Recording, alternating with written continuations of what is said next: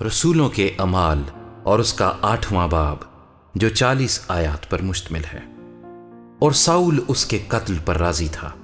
اسی دن اس کلیسیا پر جو یروشلیم میں تھی بڑا ظلم برپا ہوا، اور رسولوں کے سوا سب لوگ یہودیہ اور سامریہ کی اطراف میں پراگندہ ہو گئے، اور دیندار لوگ استفنس کو دفن کرنے کے لیے لے گئے اور اس پر بڑا ماتم کیا۔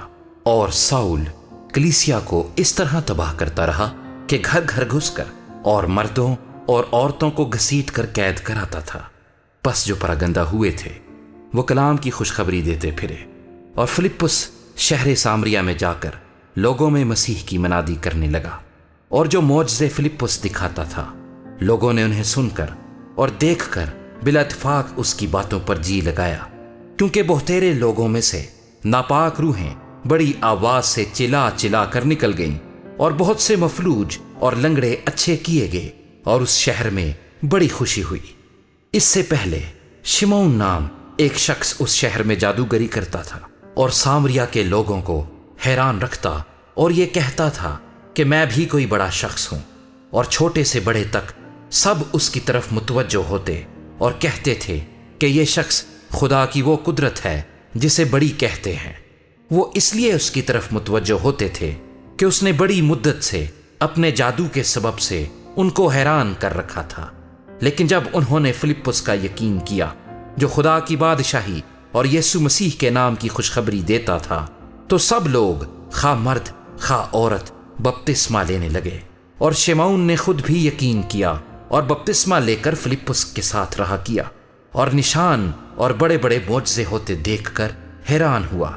جب رسولوں نے جو یروشلیم میں تھے سنا کہ سامریوں نے خدا کا کلام قبول کر لیا، تو پترس اور یوحنا کو ان کے پاس بھیجا۔ انہوں نے جا کر ان کے لیے دعا کی کہ روح القدس پائیں، کیونکہ وہ اس وقت تک ان میں سے کسی پر نازل نہ ہوا تھا۔ انہوں نے صرف خداوند یسوع کے نام پر بپتسمہ لیا تھا۔ پھر انہوں نے ان پر ہاتھ رکھے اور انہوں نے روح القدس پایا۔ جب شمعون نے دیکھا کہ رسولوں کے ہاتھ رکھنے سے روح القدس دیا جاتا ہے، تو ان کے پاس روپے لا کر کہا کہ مجھے بھی یہ اختیار دو کہ جس پر میں ہاتھ رکھوں وہ روح القدس پائے۔ پترس نے اس سے کہا، تیرے روپے تیرے ساتھ غارت ہوں، اس لیے کہ تو نے خدا کی بخشش کو روپیوں سے حاصل کرنے کا خیال کیا۔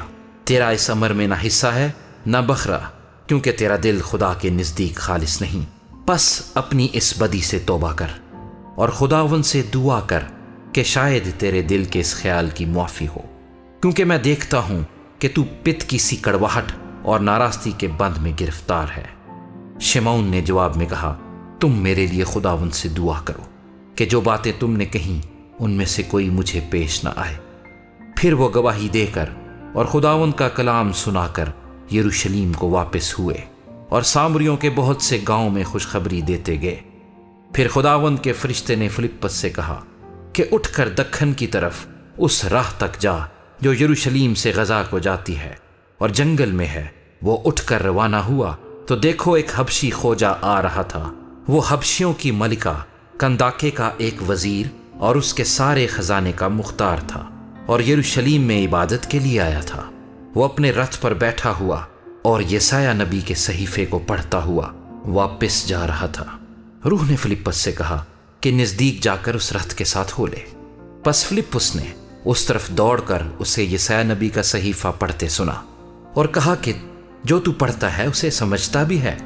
اس نے کہا، یہ مجھ سے کیوں کر ہو سکتا ہے جب تک کوئی مجھے ہدایت نہ کرے؟ اور اس نے فلپس سے درخواست کی کہ میرے پاس آ بیٹھ۔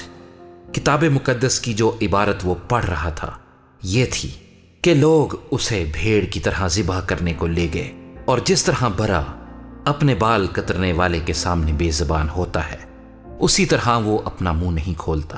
اس کی پست حالی میں اس کا انصاف نہ ہوا، اور کون اس کی نسل کا حال بیان کرے گا، کیونکہ زمین پر سے اس کی زندگی مٹائی جاتی ہے۔ خوجے نے فلپس سے کہا، میں تیری منت کر کے پوچھتا ہوں کہ نبی یہ کس کے حق میں کہتا ہے، اپنے یا کسی دوسرے کے؟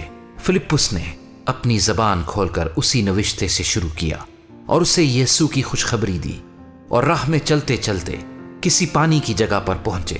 خوجے نے کہا، دیکھ پانی موجود ہے، اب مجھے بپتسمہ لینے سے کون سی چیز روکتی ہے؟ بس فلپس نے کہا کہ اگر تو دل و جان سے ایمان لائے تو بپتسمہ لے سکتا ہے۔ اس نے جواب میں کہا، میں ایمان لاتا ہوں کہ یسوع مسیح خدا کا بیٹا ہے۔ بس اس نے رتھ کو کھڑا کرنے کا حکم دیا اور فلپس اور خوجہ دونوں پانی میں اتر پڑے اور اس نے اس کو بپتسمہ دیا۔ جب وہ پانی میں سے نکل کر اوپر آئے تو خداوند کا روح فلپس کو اٹھا لے گیا اور خوجے نے اسے پھر نہ دیکھا، کیونکہ وہ خوشی کرتا ہوا اپنی راہ چلا گیا۔ اور فلپس اشدود میں آ نکلا اور کیسریا میں پہنچنے تک سب شہروں میں خوشخبری سناتا گیا۔